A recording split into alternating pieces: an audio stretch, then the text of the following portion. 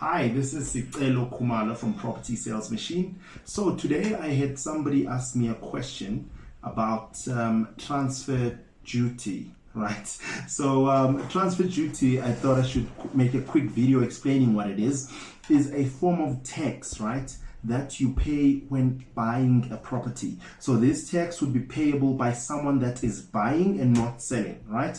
Now, this is only applicable in South Africa as at the year 2022 and 2023, right? It might change next year, we're not sure. So it wasn't the same calculation prior to 2022. Now, what happened is in the country there was a bit of a big buzz where people started thinking that you don't pay, this is now last year, you don't pay transfer costs at all if you're buying a property below the price of 1 million, right?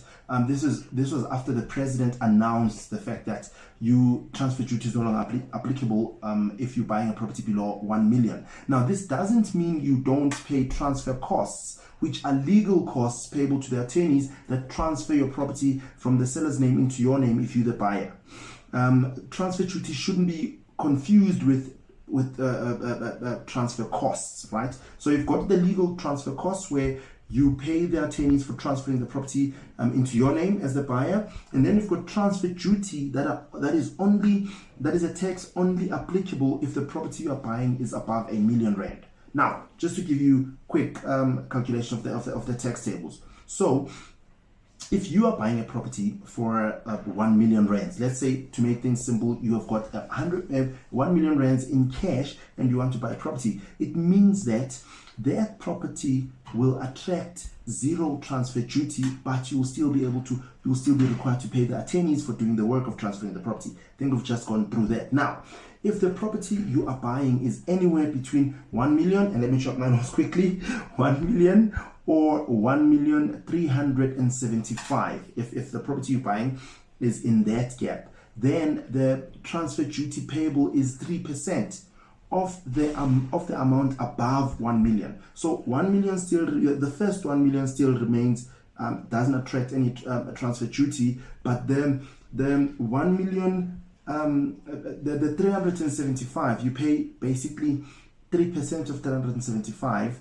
which is then your transfer duty, which then will be added onto your transfer costs, and you'll pay it all to the attorneys, and then the attorneys, the conveyancers that do your transfers, will then take the 3% and pay it over to the taxman, SARS in this case, right?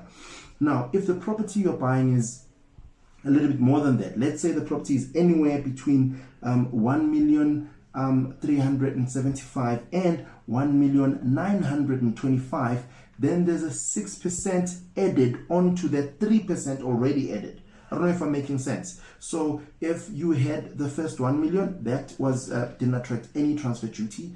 The 375 attracted 3%, and the amount between 1,375,000 to 1,925,000, that will attract 6%. So basically, the higher the purchase price of a property, the higher percentage-wise you pay for transfer duty, right? Pay back to the taxman so that the taxman can do the great things that they do, or the great things that they're supposed to do.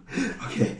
Anyways, that's 1,925,000, and then from there to 2.475.